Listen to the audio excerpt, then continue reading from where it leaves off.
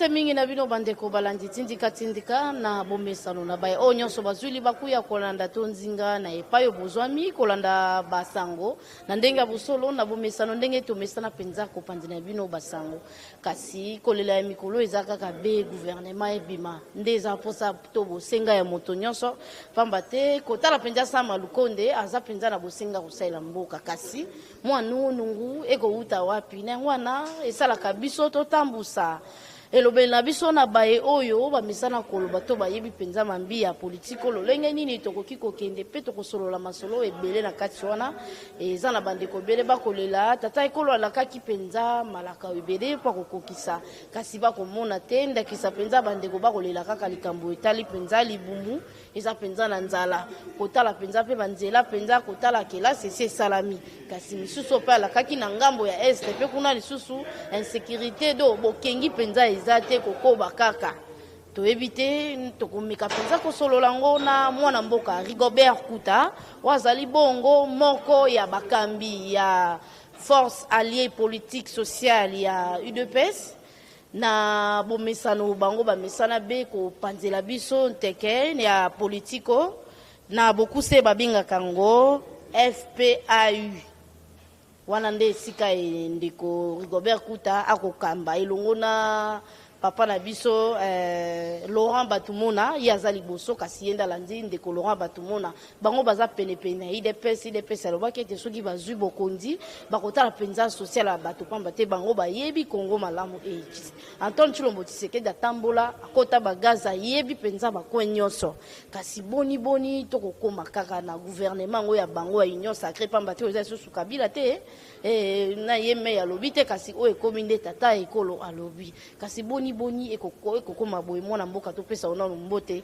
omoni tokoti na mwa lombango toyambi yo malamu mbote mama Ange mwana mboka Rigobert Kuta oza liboso ya bandeko na biso ya diaspora na baye nyonso balandaka biso pe susu na Kisasa awa na baye oyo balandaka biso pe na baye teni ya ekolo na biso kasi mayele na bino bandeko ya balie ya UDPS bino pende bokoka mbango yo na ndeko Laurent Batumona Rigobert Kuta Laurent Batumona bino nde baye bosimbi penza nzungu ya balie ya UDPS kasi na kozala pembeni moko na bango bokokabula mayele nini pamba te bandeko bakolela deja ti lelo biso nyonso yebi kelasi nde esimbi bana bafuti misolo te mbula mibale yango kasi libumu pe ekozela kaka te ti bambula oyo po ete tolia bomoni dollar depo efanda kaka efanda penza kaka na esika wana efanda nango ekomata biloko nyonso eza kaka likolo kasi soki tobito tia pe bamasangu koto eza kaka ekomata bato na bato baza na bango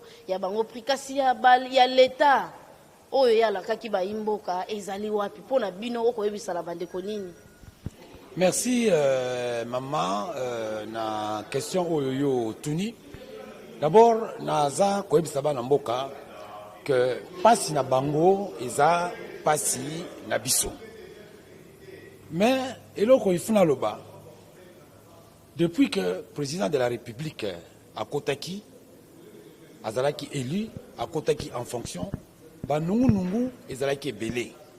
Président de la République, son Excellence Félix Tshisekedi Tshilombo, a prometaki makambo ebele, a salaki programme naïe d'action. Malheureusement, il y a eu beaucoup de cales. Mais malgré tout cela, malgré banungu o ezalaki, ya mine nezaki banungu ya mikete makambo ebele et salamaki. Outre makambo etali makambo ya économie, makambo ya sécurité, makambu etali ya enseignement, makambu ebele et salami, mais batbaza koye bangote. Yango wana, en tant que leader politique, en tant que proche ya IDPS, en tant que proche ya président de la République, en tant que proche ya Union Sacrée, nazali d'accord na yo. Et loko yo biso toza ko bunda nango lelo yo, parce que toza ko tambola na Ngaba, toza ko tambola na Mbanzalemba, toza na bakaluka, toza na quartier populaire social ezali mabe pambate parce que ndingo lobaka soki économie eza ko marché moyen social et marché mais eloko yo ifuba yeba que na tango biso tozu pouvoir eloko moko likama ya munene oyo yaki ezalaki nini ezalaki covid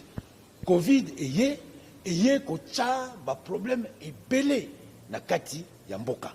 Mais malgré tout cela, ce qui totali lelo yo bilan ya président de la République tokende makambo etali gratuité de l'enseignement, tokende makambo etali infrastructure bozomo na bino moko que partout président de la République aza kosala en sorte que ba désenclaver Congo banzela ya malamu ezonga. Soko totali makambo ya transport au monaki bino moko il y a pas si longtemps, pas plus d'un mois je pense, il y a quelques mois que ba bus ya Transco yaki 430 bus ya Transco yaki bomoni bino moko mikolo yo malgré tout akuta ba nungu kuna na Bukangalonzo parce que oyebi que parmi les programmes prioritaires du président de la République, ezali nini, ezali agriculture. Yango wana malgré qui moyibi o elekaki na projet à Bukangalonzo, et j'espère très bien que auteur ya miyibi wana ya mbongo ya Bukangalonzo bazala okanga bomonike mikolo yo baza ko redémarrer Bukangalonzo. Ndeko bakomi déjà kosala ngo bakangi pe bamiyibi wana te tolo baete bakabeli bango misolo wana bayibaki. Tokozonga na yango mama, tokozonga na makambo wana Bukangalonzo le tokolo makambo oyo ya état de droit, ya lutte contre l'impunité. Tomoni makambo Bukangalonzo lelo tomoni ke malembe parce que priorité na agriculture bakomi kozongisa agriculture. Soki tokei makambo etali lelo yo pour la première fois depuis plus de 30 ans na Kokolba Congo, tout ça na drague te. Avec pour conséquence on ba bateau ya minene oyo kokokota et un apport à Matadi et un apport ya Boma moyen et comment exacté pourquoi parce que l'état congolais depuis plus de 30 ans azalaki incapable ya kosomba ba drague. Pour moni bino moko président Fachi ake asombi ya ba drague kuna. Pour moni mikolo yo ba bateau de pêche. Et ça tout ça c'est pourquoi c'est pour arranger tant soit peu problème au Italie makambo ya social. Mais si on est dans le baki, parce que la socialité, ce qui est économie, et ça malamu te. Ce qui est économie, c'est tamulate. Moi, il y a la sociale, les athées. Parce que qui dit social, dit bah tu vas à musala, hein, bah tu vas à musala, pour na zana revenu, pour na asma biloko, pour na alia bien. Qui dit social, dit que il faut que bah tu bah ça la capable, de se faire soigner. Qui dit social, les a quoi englober nyoso.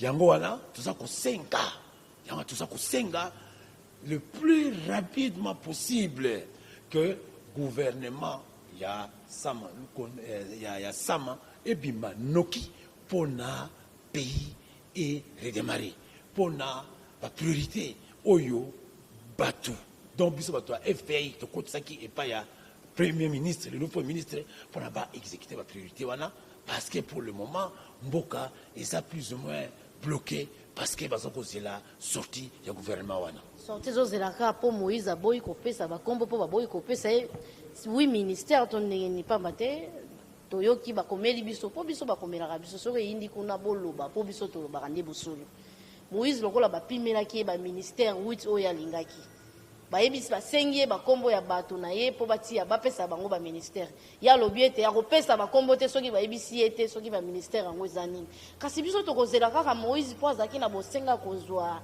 ba ministère o ezaki richesse ba koko na bango to eloko eza ya biso nyonso na yebite po na bino pe boza ba lobeli ya bato po na bino pe bo komona makambo ngo boni maman oyebi mboko yo il y a qu'un seul chef c'est le président de la République son Excellence Félix Tshisekedi Tshilombo et je le rappelle. Nenga le baga toujours. So vous l'avez interview nangai.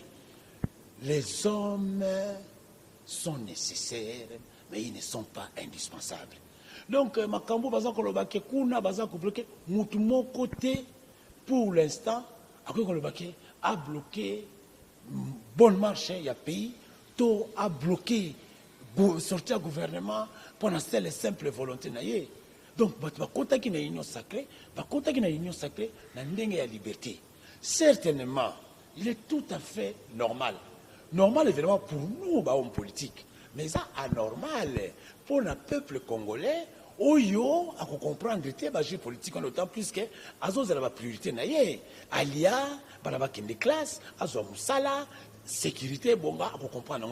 Mais dans les politiciens, il est tout à fait normal que la formation et le gouvernement, il faut pas se faire arbitrage. Je pense que c'est à ce niveau-là, il y a arbitrage que Makambu et ça peut traîner. Mais il faut traîner le succès. Il faut, et moi là, je tape le point sur la table. Il faut absolument que M. Samuel Konde a mis la biso gouvernement au plus tard dimanche. Parce que c'est l'ango. Donc, Moni Mboka est freiné parce que l'arbitrage, c'est qui est tout à fait normal pour la biso. Mais l'homme de la rue, où on a représenté, on a comprendre en côté. Donc, je demande simplement, responsable politique, en particulier le Premier ministre, à Sala Nyonso, à Bimisa gouvernement. Pas mbaté boyebike. Ce qui gouvernement est bimi. Après ça, il faut que le gouvernement les aller investir. Mais pour les aller investir, il faut un programme du gouvernement. Mais ça risque encore de prendre beaucoup de temps. On n'a plus le temps. Tout ce quelqu'un a 2 ans, il y a mandat. Pendant les 2 ans mandat, il fait 2 ans, il y a consécration, il y a programme Nabiso, il y a vision en chef de l'État. Et il y a 2 ans où il y a vraiment déjà Congo, il y a un pan, il y a décoller. Donc, moi, je lance un appel vibrant pour une dernière fois. Il y a le Premier ministre, Asala Noki, Abimisa, gouvernement, pour l'année président qui salue Kubanda. Moi, mboka tata ekolo lobaki kisalu mebanda kasi soki tobi tokota na kati ya baeteni na biso ya mboka ya Congo tokoyoka be kolela ngo eza ete bakokata bandeko na biso mitu pamba te bakosala sabotage bango soki balingi baboma babetaka masasi te bakabolaka moto ndeko motu na ngeza bokoki kokanga Kabila te kosala penza makelelo bino bosalaka Kabila kende lelo bokanga Kabila pamba te kotala kolongwa amatisi susu bato na ye bazobanga lisusu te sika bango babandaki koboma bato na bazamba bakomi kobima tina bavile ya Beni nayebi te kokangama ya Kabila kopesa bayi mboka kimia te. Maman, omoni biso ba Tshisekedi tolanaki papa Tshisekedi pour la nini pour na oba bengi état de droit ozomona état de droit soko sali mbeba soko za prouver ko sali mbeba bakokanga yo omoni ezaki batu mingi bozako ndima te que tel muto yo akokota prison lelo que notala bato baza na prison kuna qui pouvait croire que tel muto à Rokota prison. Qui pouvait croire que tel moutou a kokima tout puissant à l'époque pour la négociation comboté parce qu'il commence à commettre diffamation. Tel mouton a commis exilé. Qui pouvait croire ça? Donc moi je dis simplement Oyo hasard la preuve que X personnes à quoi entretenir rébellion aya dans un état de droit donc qui est en marche bakokangaye. Mais en tant que responsable politique, donc, n'a connu que l'obaté sans aucune preuve que X monsieur, X moutou, X moisi, Aza n'a pas pu soutenir le groupe rebelle wana. Il y a des Congolais, il y a même. Eza robata mate pa bate to moni mondele mo ayiki ko luka Kabila ya lobi aza expert na agricole o aza moteki monene ya minduke bo marabato na lobité ya on a lobité na lobi oyo soki mama bino boza ba journaliste entre autres journaliste za mutumoko asalaka investigation soki journaliste sa journaliste soki oza na preuve ok ko la kisango ba boyi ko juger mutona to ko kanga mutwana alors dans ces cas là je vais sortir ici pour marcher. Donc pour le moment, il y a des choses qui se disent. Ça peut être vrai, ça peut être faux, mais il faut venir avec des éléments concrets. Pour le pays est avancé, pour créer une sécurité, pour Félix Tshisekedi a échoué. Mais je lance une mise en garde. Ça c'est une mise en garde que je lance. On a été tendre, on a été bon. Jusque-là, toujours qu'il y a un état de droit. Jusque-là, le président de la République a lingué que Mboka et Kende na Kimia. Jusque-là, le président de la République a sali Nyonso pour qu'il n'y ait pas de vengeance. Parce que ce n'est pas lui qui a gagné, mais c'est le pays qui a gagné, c'est le peuple qui a gagné. Mais si ce oiseau ça, derrière le discours du chef de l'État, et ce discours, il y a faiblesse, beaucoup sont en prison. beaucoup de choses sont en train de changer. Bazo mona bango moko. Azo kene malembe, azo kene pas à pas, ils doivent faire très attention. Parce que beaucoup vont se mordre la queue. Vous comprenez? Donc c'est ça le problème. Mwana mboka na mwa mutu na mususu ekosala pe mwa mbutu to mwa mbilinga na banzi bino nyonso boko kende kaka mayele na bino komi kaka na seni maponomi kasi boko banza te to wipe kozwa pe mikanda ya biso ba imboka pe ba Congolais biso kutu to botami to yebi yango te to yebi kaka carte d'électeur kasi na bamboka bapaya ba carte ezaka kaka ba ke ba voter pe ba bwaki biso boni to komi kotambola ngolo ko ba identité na biso po ko beta pe CTT likambu ya recensement o ekosunga pe biso koyeba banani baza banani koyeba Rwandais aza pour ceux qui oyebi déjà que moto batona ba yebi ke to yebi bango na bakombo na bango bokomona bosoto ata na kata este ona ata na kati ya ndako elobele kozala penza na mwa bobangi pamba te ba yebi ete bango basa banani kasi bino nyonso soki bosubo memami déjà na mapono mebele to sala ba mapono mebele to koboya te kabila salisa biso yango ebele kasi tozwaka nde bato to kundaka nde bato ebele ba hero ebim ba hero babima ebele ba rosi wana babima ebele na eleko ya kabila kasi na ngongo boko bongisa te pona kolengela koyeba ba Congolais kaka nde bango bako voter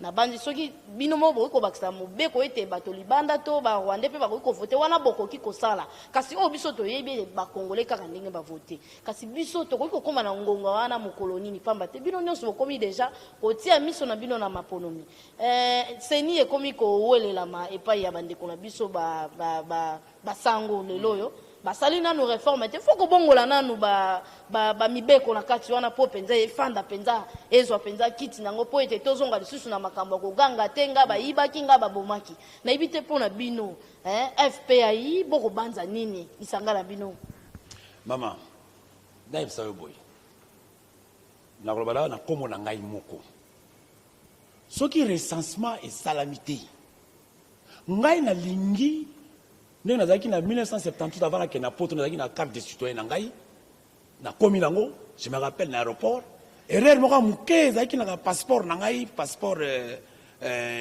congolais oui passeport passeport ouais erreur muke ezalaki na passeport zaïwa passeport erreur zaki muke parce que monsieur c'est na carte d'identité na bimisi carte pour citoyen nous na talabino ya voilà OK na lingi eloko ya liboso bapesa ngai carte d'identité. Donc, nous avons lancé appel d'ailleurs, parce que sa responsabilité ne sont pas chef de l'État. Mais tout ça, on est ONIP, nous avons géré un camarade, master, ilunga. Il y a des bureaux à charger, il y a recensement. C'est mon ami. Donc, mon cher Richard, Oza, na responsabilité, il y a aussi un recensement. Mon frère, Gilbert Kakonde, ministre de l'Intérieur, Oza, donc, Mikolo, je pense qu'ici, bon boutique, nyonso, pour na basala recensement. Pour le bâtir kaka responsabilité à chef de l'État. Bachaki bango kuna, pour na baya ko présenter biso avant 2023, avant, écoute, pardon, avant, je dirais même, avant juillet, il y a un oyo. Il faut déjà présenter plan, on a déjà recensement. Pour moi, on ne peut pas aller aux élections sans recensement. Parce que vous allez bidon. Parce que vous avez vu que carte ya ninyoyo ukomona mbororo auti soko kote kuna Soudanais auti kuna Uganda auti kuna Tanzanie auti kuna na carte ya électeur. Donc cette fois-ci, il faut absolument recensement et salama. Alors quant à choix ningozo maman que comme déjà on a déjà président kuna la CENI bani tout ça. Cela n'exclut pas ou ba bengaka ba réforme. On peut, pour le moment, pour aller très vite, pour éclaircir certaines choses, pour nana bango entre bango, confession religieuse, ou parce qu'on a souvent la tendance, on peut s'abisso par leçon, mais m'brimer ou t'as souvent pas la bango. Bango ba royo kana te ba reponana. Ba yango na te, bango ba lingo peut s'abisso par leçon mingi, mais tout ce bango, ba ko repona la bango président Sikoyo. Mais cela n'exclut pas que ba réforme ça n'exclut pas. Hein? Président de la République, Félix Tshisekedi, il a été élu président. Est-ce qu'il y a la réforme administrative? Toutes les réformes, ça n'exclut pas. Donc moi, je dis simplement, il faut recensement avant élection. On est encore dans le temps. De deux, vote, il y a président Seni, n'exclut pas ce que nous appelons la réforme. Donc, il est temps que l'ONIP et le ministère de l'Intérieur se mettent ensemble dans quelques mois. Va présenter biso un plan, il y a un recensement, où on aura les Congolais avec les cartes d'identité, où il y aura plus ces problèmes-là, la nationalité, tout ça. C'est parce qu'il y a trop de désordre. Il y a un Sarokota, un Nimika Congolais, moi, donc il faut recensement. Ce recensement est zaté. Je ne pense pas que moi, je ne vais pas voter, quand il y a des désordre, il va voter que c'est la malamité. Mwana mboka tokomi penza na mwa kokende pe na mwa suka ya maso na biso ya lelo kasi yo pe oza mokambi ya lingomba ya parti politique na yo par réseau oui parti des réformes dans la société oui kasi okoki koyebisa bato makanisi na bino to eloko nini ya sika o bino bomemeli biso bayimboka o to kozela po ete esekisa biso pe to sekakala to kolela be kolela voilà et donc eloko na yeli bino d'abord je suis convaincu que lelo yo na cadre ya union sacrée comme union sacrée, une union sacrée radicale, on a la porte-parole de l'union sacrée de l'opposition Benelux. Union sacrée de l'Oyo, ils allaient, maman, tata, congolais, lingi mboka, sangani, pour l'entendre Mbouma Kitoko. Donc il faut qu'on félicite, il faut qu'on félicite le président de la République, il faut qu'on félicite Batu Nyonso, Oyo Bakoti, l'union sacrée, pour la Bimisa, Mboka Nabiso, ils allaient qui n'a coma dépassé, la moussango pour la mboka et décoller. De deux, nous avons senga, biso batapare, nous avons senga. Tout ça, na marque de poser la biso, on va gratuité scolaire. Monsieur le président de la République, il faut stabiliser la gratuité scolaire. Il y a un senga et pas le premier ministre. Mikolo, dès que le gouvernement a investi, pas dans ton école, Yassika. Parce que surpopulation, dans la classe, monsieur Baroya, to lingi ko ba stabiliser ngo et comme produit mo comme une maturité parce que on est allé marque déposée il y a président de la République et loko ya misato je crois to bien nazo senga ba réforme surtout réforme administrative so qui administration mboka et ça comme marché vous pourriez faire toutes les réformes que vous voulez mboka et comme marché. Excellence monsieur le président tout ça ko senga il faut le plus rapidement possible réforme. Ensuite, la sécurité. Tolingi, Bissonyoso, pas seulement le président de la République, nous tous, Bissonyoso, tout le cas de solution pour la sécurité, la Katamboka Mongo, la Katamboka, la Bisso. Enfin, et le coup, tout ça, c'est Nango. Parce que tout ça, en peu de temps. Parce qu'on a flatté. Quand c'est mauvais, je dis c'est mauvais. Là où ça marche, je dis ça marche. En peu de temps, tu continues président d'état de droit. Maman, j'ai fait comme un kangabato. Dans la présidence, il y a Sekopé Wana, inspecteur général. Moi, je ne me moque pas des gens qui sont dans le malheur. Mais parce que les Kitoko, il faut les kangayer. C'est méchant. Méchant. Il a voulu détruire la gratuité scolaire. En tout cas, monsieur le président, des gens comme ça, il ne faut pas qu'on glacie Bango. Alors, il y a un Zagoloba. Donc, Makambo est tellement en sécurité, c'est très bien. Tout le monde est ministère des eaux salement. L'agriculture, tolingi gouvernement oyokoya kokota et puis ça biso un programme national agricole surtout. Pas des histoires comme Bukangalonzo, Daipen, ils viennent, ils volent de l'argent et d'ailleurs j'insiste maman, maman Ange, j'insiste que le plus rapidement possible, il faut que procès il y a Bukangalonzo et Banda. Et Banda parce que ces gens-là, ils ont joué avec l'argent du Congo, ils doivent payer.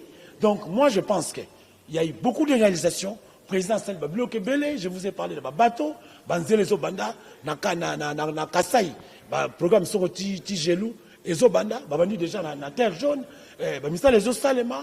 Et donc, moi je pense que nous devons tous soutenir le président de la République. Il y a une force politique et alliée à l'IDPS, Salima Kassi, par l'intermédiaire, il y a honorable Laurent Batumona. Et aujourd'hui, vous voyez que le lot commis, force moko incontournable.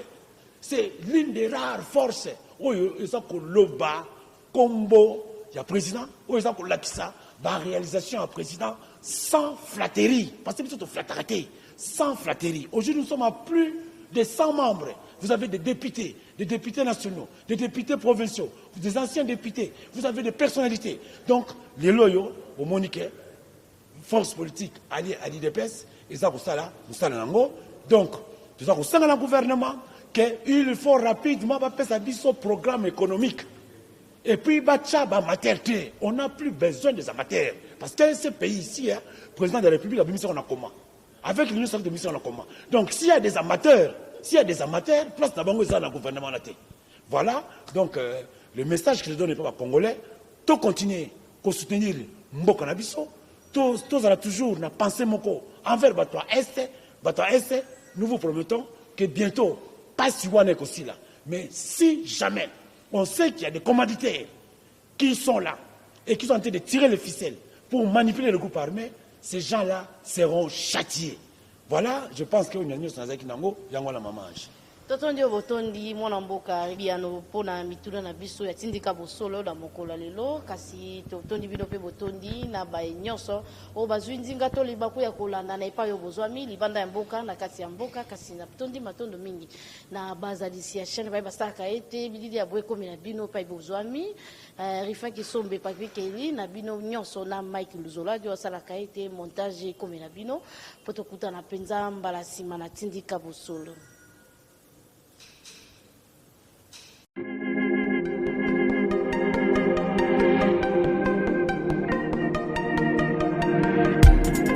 Après 25 ans d'expérience, eh oui, de 1995 jusqu'à ce jour, Elton Store, l'unique shop congolais de Londres, la Grande-Bretagne, il est Londres, et ça lui cause la fierté à la communauté Nabiso, et surtout, il y a un homme d'affaires congolais sérieux dans la diaspora.